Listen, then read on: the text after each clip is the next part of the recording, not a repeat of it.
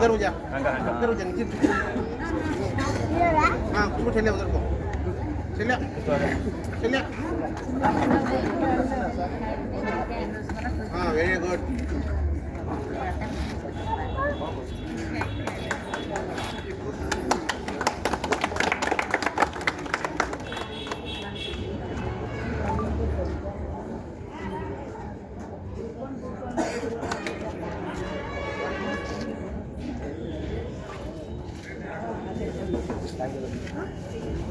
आ जाओ बेटे रशीद आ जाओ माँ रशीद पीछे आ जाओ बेटे रशीद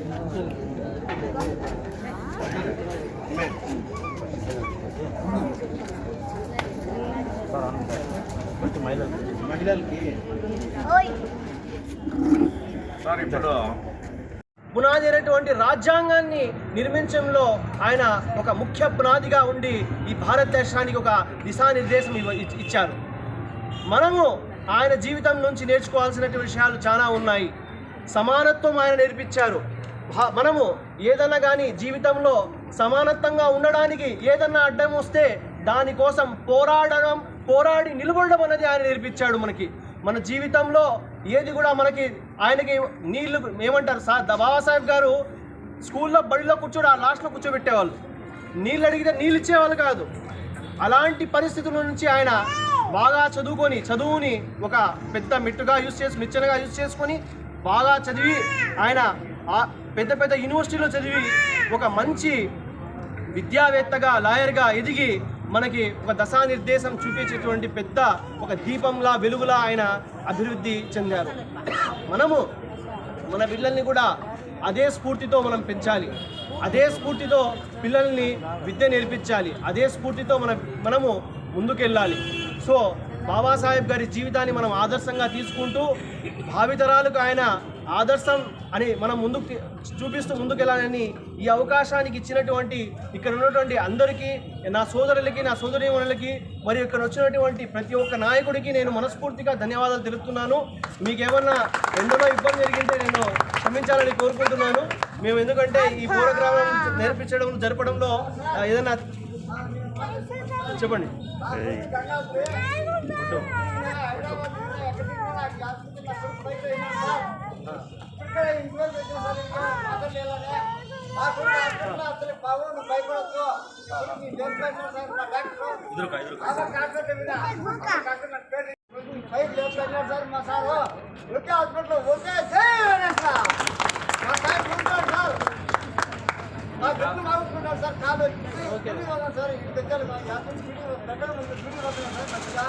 గంగాధరే కొడుకు ఊరిని అడగండి హాస్పిటల్ పైకి లేపినారు సార్. ఆపరేషన్ రాత్రి సాయం చేసినారు సార్.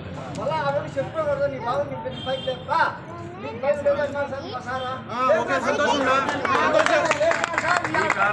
ఏ విధంగా మనము ముందుకు వెళ్ళాలని చాలా చక్కగా చెప్పాడు. అందులో ప్రధానంగా అంబేద్కర్ గారు చిన్నతనం నుండి ఎన్నో అవమానాలకు గురి అయ్యే ఈ రోజున ప్రపంచ స్థాయిలో గర్వించదగ్గ ఒక గొప్ప నాయకుడిగా ఈరోజు ఉన్నాడంటే ఆయన వెనక చిన్నప్పటి నుండి ఎన్నో అవమానాలు అంటరానితనాన్ని అనుభవించడం జరిగింది. దానికంతా ఒక్కటే ఆయన ఏం కనుక్కున్నాడంటే ఏదైనా కానీ ఎవరినైనా కానీ తన దగ్గరికి రావాలా అంటే చదువు ఒక్కటే మార్గం అని చెప్పేసి ఆ రోజున ఆయన చాలా ఎన్ని ఇబ్బందులు గురి చేసినా ఆయన ఎన్ని అవమానాలకు గురైనా చదువుకోవడం వల్ల ఈ రోజున ప్రపంచ స్థాయిలో ఉండి మనకు ఒక మంచి రాజ్యాంగాన్ని కల్పించడం జరిగింది. ఆ రాజ్యాంగం వల్ల అన్ని మతాలు అన్ని కులాలు పేదవాళ్ళు గొప్పవాళ్ళు అందరికీ సమాన హక్కులు కల్పించడంతో ఈ రోజున మనము ఈ స్థాయిలో ఉన్నాము.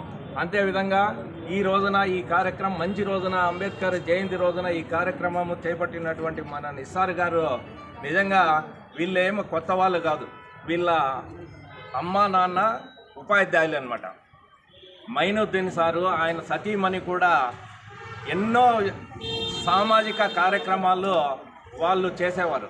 అదే అలవాటు అదే ఒరవడి తన బిడ్డలకు వచ్చిందంటే నిజంగా మైను సారు వీరి తల్లిదండ్రులను మనము చాలా అభినందించాలి. మైనుద్దీన్ సారు ఎవరో కాదు, మన కాలనీలో ప్రతి పాత కాలనీలో మొత్తం అందరూ మన కుటుంబాలన్నీ కూడా వాళ్ళకు బాగా పరిచయస్తులు. కాబట్టి నిజంగా ఈ సందర్భంగా మన నిసార్ వాళ్ళ తల్లిదండ్రులు మైనుద్దీన్ సారు మేడం గారికి నిజంగా ఈ రోజున ప్రత్యేక ధన్యవాదాలు తెలుపుతున్నాము. మరి రాబోయే రోజుల్లో కూడా తన సేవా కార్యక్రమాలతో పాటు ఇంకో విషయము, తన నిర్మించినటువంటి సిమ్స్ హాస్పిటల్లో చాలామంది పేదలకు నిజంగా డబ్బు ఉన్నా లేకపోయినా చాలా ఉచితంగా కూడా వైద్య సేవ అందించినటువంటి ఘనత మన ఎండి నిసార్ గారికి ఉంది. కాబట్టి మనము మన కదిరి పట్టణ ప్రాంతం తరఫున మరియు మున్సిపల్ వర్కర్స్ తరఫున నిజంగా ఈరోజు మేము సార్ గారికి అభినందనలు తెలియజేస్తున్నాము. ఇప్పుడు నాగేంద్రనాథ్ ఎంఈఎఫ్ జిల్లా నాయకులు 2 మాటలు మాట్లాడుతుందిగా కోరుతున్నాం. భారతరత్న, భారతదేశం యొక్క మార్గదర్శి, స్వతంత్ర భారత తర్వాత భారతదేశం దిశను నిర్ణయించినటువంటి మహానుభావుడు డాక్టర్ బిఆర్ అంబేద్కర్ గారి జయంతికి విచ్చేసినటువంటి ప్రతి ఒక్కరికి మాదిగ ఉద్యోగస్తుల తరపున ధన్యవాదాలు తెలియజేస్తున్నాము. ఈరోజు మనం ముఖ్యంగా గుర్తుంచుకోవాల్సింది, గతంలో మనిషి అనేవాడు ఒకడు తలపైన, ఒకడు కింద, అంతకంటే కింద పుట్టిన విధంగా విభజన చేసిన సమాజం నుంచి తను చదువుకొని ప్రతి ఒక్కరూ ఒకటే, భారతదేశంలో జన్మించిన వారు కావచ్చు, ప్రపంచంలో ఎవరైనా కూడా మానవులంతా ఒకటే అనే నినాదంతో భారత రాజ్యాంగాన్ని నిర్మించి మనందరికీ ఈరోజు ఈ స్వేచ్ఛాయుతమైన వాతావరణాన్ని కల్పించినటువంటి మహోన్నతమైన వ్యక్తి ఎవరంటే డాక్టర్ బాబాసాహెబ్ అంబేద్కర్ గారే అని ఈ సందర్భంగా నేను తెలియజేస్తున్నాను. మనమంతా అనుకుంటూ ఉంటాం, అంబేద్కర్ అంటే మా దళితుడు, మా గిరిజనుడు, ఎవరో మాకు సంబంధించిన వ్యక్తి అనే ఒక దురదృష్టమైన భావన మనలోనే కలుగుతుంది. అంబేద్కర్ అంటే ఒక వర్గానికో, ఒక మతానికో, కులానికో సంబంధించిన వ్యక్తి కాదు. ఈ భారతదేశంలో ఉన్న ప్రతి ఒక్కరికి సంబంధించినటువంటి నాయకుడు. ఇతను గాంధీకి కూడా ఏమాత్రం తీసిపోయినటువంటి గొప్ప నాయకుడు ఎవరంటే బాబాసాహెబ్ అంబేద్కర్ గారని ఈ సందర్భంగా నేను తెలియజేస్తున్నాను. ఒక వ్యక్తి చదువుకుంటేనే మన జీవితాలు, ఇంతమంది 30 కోట్ల మంది దళితుల జీవితాలు మారినాయంటే మీ బిడ్డలు కూడా మీరు ఉన్నతమైన చదువు చదివించేదానికి ప్రయత్నం చేయండి. ఈరోజు మన కాలనీలో ఎంతమంది ఇంటర్మీడియట్ పాస్ అయ్యి చదివే వాళ్ళు ఉన్నారో ఒకసారి తల్లిదండ్రులుగా మీరు ప్రశ్నించుకోండి. ఎందుకు మనకి ఇన్ని ఉచిత పథకాలు కానీ, ఉచిత స్కూళ్ళు కానీ, ఉచిత కాలేజీలు కానీ ఉన్నాయి, మీరు ఎందుకు చదివించుకోలేకపోతున్నారు? మీ పిల్లలకు మంచి భవిష్యత్తు ఇవ్వాలంటే మీరు ఫస్ట్ మీ పిల్లల క్రమశిక్షణతో చదివించే మార్గంలోకి తీసుకొని వెళ్తే ప్రతి ఒక్కరూ సహకరించుకుంటారు. ఈరోజు ఏమైపోయినారంటే కదిరిలో ఉన్న దళితులందరూ మా తల్లిదండ్రుల వారసత్వం, వాళ్ళు వెళ్ళిపోతే మళ్ళా తర్వాత మన మున్సిపాలిటీలో స్వీపర్ పనో కసునుక్కుంటే పనికి వెళ్ళొచ్చులే అనే పోటీ పడుతున్నారు. దాని నుంచి బయటకు వచ్చి వేరే ఉద్యోగాల కోసం పోటీ పడి ఉన్నత స్థానానికి వెళ్ళాలనే ఉద్దేశంతో మీరు తల్లిదండ్రులుగా మీరు ఆలోచించి ఉన్నత స్థానాలకు వెళ్తారని సందర్భంగా నేను కోరుకుంటున్నాను.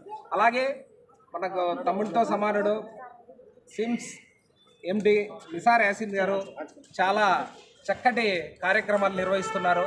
అతను ఇప్పుడే కాదు, గతంలో కూడా అనేక దళిత వాడలైతేనేమి, ముస్లిం మైనార్టీలు, అతి తక్కువ పేదవాళ్ళు ఎక్కడుంటే అక్కడికి వెళ్ళి సేవ చేసుకుంటూ, నిస్వార్థంతో సేవ చేసుకుంటూ అందరూ బాగుపడండి, మీరు బాగుపడే దాంట్లో ఆ భగవంతుడు మాకు ఇచ్చిన దాంట్లో మేము కూడా సహాయ సహకారాలు అందిస్తామంటూ సేవా కార్యక్రమాలు చేసుకుంటూ వెళ్తున్నాడు. అతను కూడా భవిష్యత్తులో ఇంకా ఇలాంటి సేవా కార్యక్రమాలు కొనగిస్తూ ఆ భగవంతుడి ఆశీస్సుతో ఇంకా ఉన్నతమైన స్థానానికి